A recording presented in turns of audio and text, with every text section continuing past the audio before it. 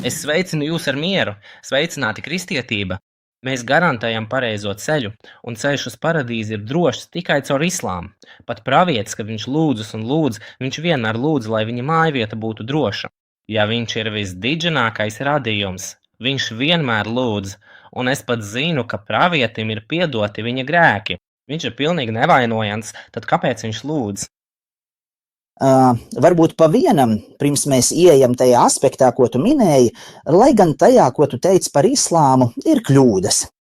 Bet kas tev teica, ka kristietībā ir garantēta ieiešana valstībā? Jēzus Kristus sniedz izpirkšanu. Šie ir baznīcas vārdi, nevis evaņģēlija vārdi. Tieši tā tas ir. Kādi ir valstības ieiešanas nosacījumi saskaņā ar Jēzus Kristus vārdiem?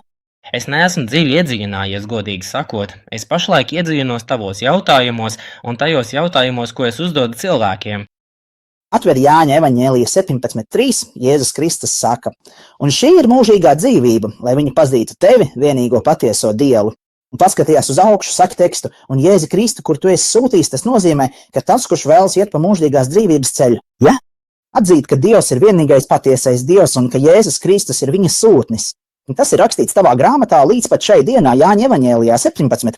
Ja vēlies, es varu parādīt šo tekstu tev šeit uz ekrāna, nav nekādu problēmu. Tiešām, jā.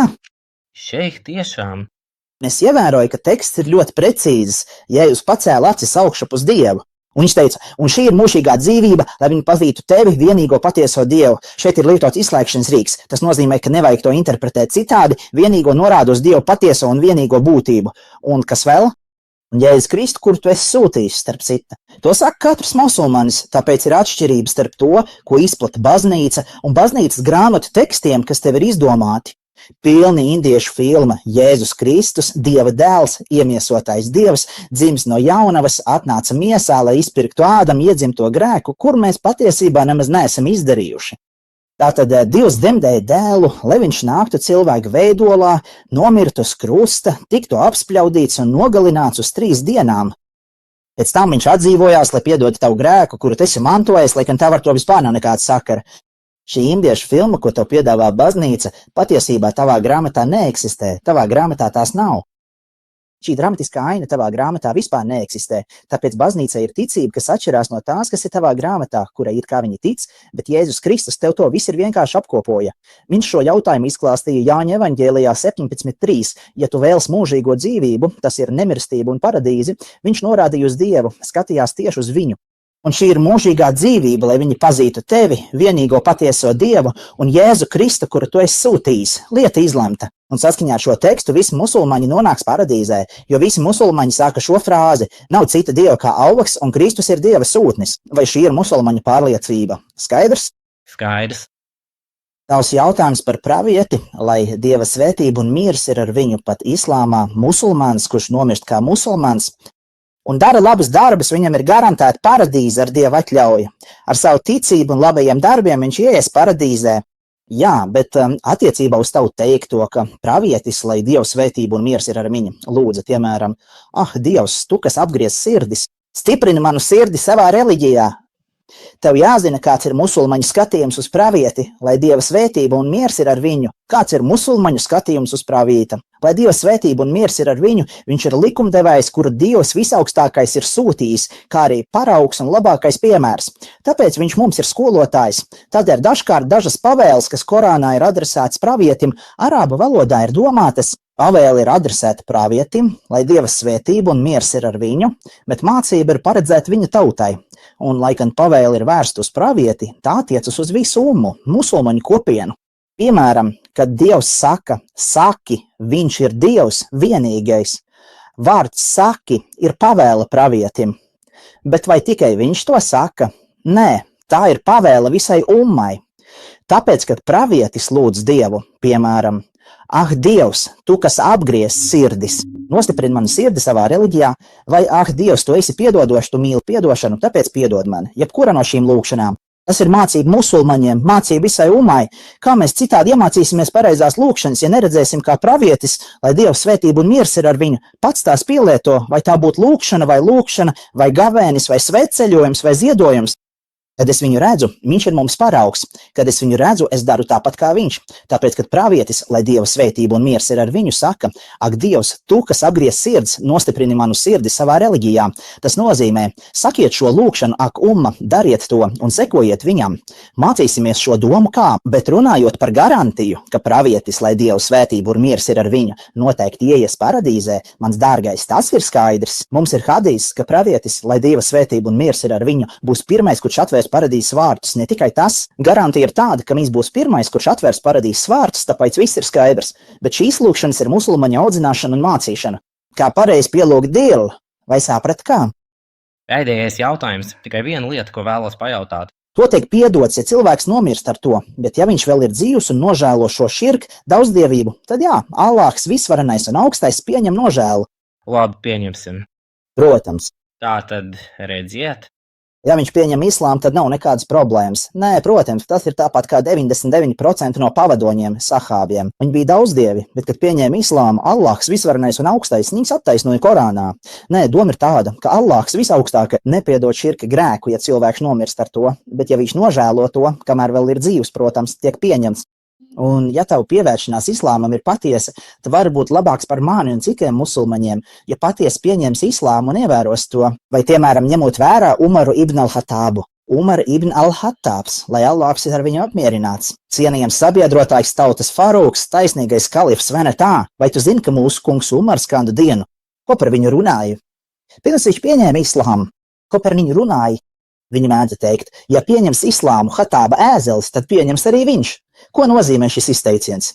Tas nozīmē, ka viņi uzskatīja, ka nav iespējams, ka šis cilvēks pieņems islāmu, tāpēc, ka viņš to izdarīja, visi bija pārsteigti. Protams, visvairāk pārsteigti bija neticīgie, tāpēc visi bija šokēti. Un pirmais, kurš bija šokēts par to, bija viņa onkulis Abu Džahls. Abu Džahls bija Umāra ibn al-Hatāba onkulis no mātes puses. Umārs ibn al-Hatābs bija no Banu Adī cilts, bet viņa māte bija no Banu Mahzum cilts, jo tās abas bija radniecīgas ciltis, kas pielūdza to pašu. Tāpēc visi bija pārsteigti. Nav iespējams, ka Umārs ibn al-Hatābs, par kuru teica, ja pieņems islāmu Hatāba ēzelis, tad pieņems arī Umārs. Un beigās viņš patiešām pieņēma islāmu, kļuva par taisnīgo kalifu un kļuva par ummas farūku. Tātad, gluži pretēji tev pat ir papildu dāvana.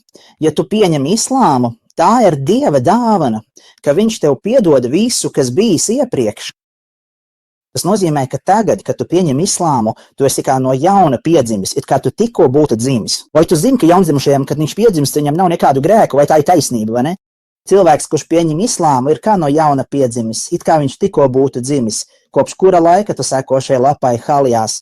Godīgi sakot, jau ļoti sen, gandrīz 2 mēnešus. Pirms tam, kad sāku tevi klausīties, es biju šīts, vai ne?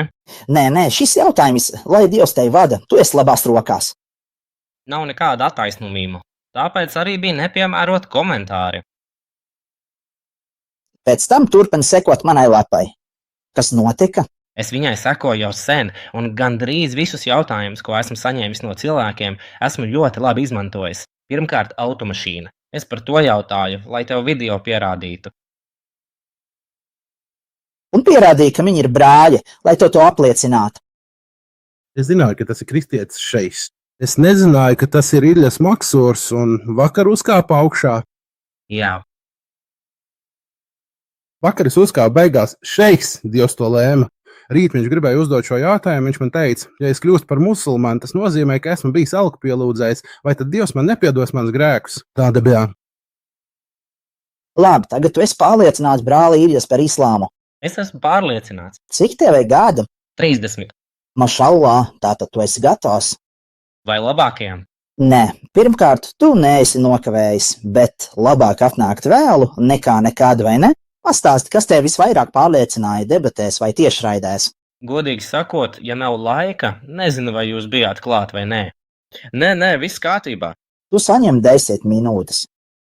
Godīgi sakot, baznīcai nav nekādas atbildes, un kad lasu evaņģēliju, šķiet, ka tas viss ir izdomāts pat teksts arābu valodā. Tas nav savstarpēji saistīts, nekas nav saprotams. Tātad tu pats? Tu paņēmi jautājumus, ko uzdeva tiešraidē un aizgāji tos pajautāt baznīcā? Jā, tieši tā, lēnām, jā? Ko atbildēja? Godīgi sakot, varbūt jā, šitā reizē varbūt viņi mani būtu izraidījuši, un godīgi sakot, pat maniem vecākiem nav atbilžu. Mana māsa, jā, viņa bija pirmā, kas pieņēma islāmu. Tāpēc man bija liels zinkāri uzzināt, kas īsti ir šī reliģija. Viņa atstāja sev ģimeni šī iemesla dēļ, un es arī aizgāju, lai, godīgi sakot, parādītu viņai šīs reliģijas kļūdas, bet izskatās, ka pats esmu sekojis viņai pa to pašu ceļu. Rē! Mašallah. Labi, vai esi gatavs izteikt šahādu? Mašallah. Tagad labi, atkārto aiz manis. Es apliecinu, ka nav cita dieva kā Allahs. Un es apliecinu, ka Muhameds ir viņa kalps un sūtnis. Un es apliecinu, ka Īsa ir Allaha kalps un sūtnis. Un viņa vārds, ko viņš ielika Marijā, un gars no viņa. Un es apliecinu, ka paradīze ir patiesa un elle ir patiesa. Mašallah, tabarakallah, es lūdzu Allah visaugstāko, lai viņš tev dod pastāvību, un lūdzu, lai viņš tev ievied Firdaus paradīzē un pasargā no visām kārdinājumiem, gan redzamajiem, gan slēptajiem, un lai viņš tev dāvā labu dzīves noslēgumu. Allah, piepildi mūsu lūkšņus. Protams, mēs pārliecinājāmies par Rijās personību, kā mēs jums nesen solījām. Jebkurš, kurš vēlas paziņot par savu pāriešanu islāmā un ir kristiešu izcelsmes vai no jebkuras citas reliģijas, mēs nepieņemsim, kamēr viņš mums neatsūtīs pierādījumu, ka viņš tiešām ir kristietis. Jūs redzējāt, viņš tikko pats piezvanīja, mēs viņam lūdzām. Atsūt mums pierādījumu ar balsi, nevis tikai bildi, bet gan video ar balsi un attēlu, lai mums pierādītu, un viņš tiešām mums parādīja krustu, un viņš teica, šis ir krusts. Mēs pārbaudījām Ādamu, kā jau iepriekš minējām, vai arī lūdzām viņam izdarīt noteiktas lietas un pārliecinājāmies par viņa identitāti, ka viņš tiešām ir kristietis. Dievs, tev lai ir slava, viņš paziņoja par savu pāriešanu islāmā. Apsveicu tos, kuri dalās ar šiem tiešraidēm, apsveicu! Apsveicu arī tos, kuri atbalsta šo jebkādā veidā, jo jūs visi piedalāties šajā atalgojumā un Dievam lai ir pateicība. Brālis Ilijas saņēma šo tiešraidi un tā viņa sasniedza. Šie fragmenti nav tikai tāpēc, ka Zeins Fahrulā runā, bet arī tāpēc, ka ir cilvēki, kuri sūta, dalās un iesaistās šajās tiešraidēs. Šīs epizodes ir ļoti svarīgas. Ir svarīgi ar tām iesaistīties. Mani brāļi cilvēku uzzina par šīm tiešraidēm divos veidos. Vai caur video, kas tiek publicēti lapā, vai arī caur tiešraides reklamēšanu, dalīšanos un nodošanu citiem. Mēs esam ļoti priecīgi. Mans brāli Rijas, paldies Dievam, protams, tiešraidē. Daudz ir pieņēmuši islāmu, iedvesmojoties no divām personībām. Mēs esam tuvu tam, lai, ja Dievs dos, viņi pieņemtu islāmu. Viens vārdā Džons, otrs. Viņa vārds ir Anas, abi ir no Sīrijas, tu viņus pazīsti, viņi cer, ja Dievs dos, drīz pieņems islāmu. Mēs joprojām ar viņiem sarunājamies un tā tālāk, tāpēc lūdzu Dievu, lai viņš viņus vada.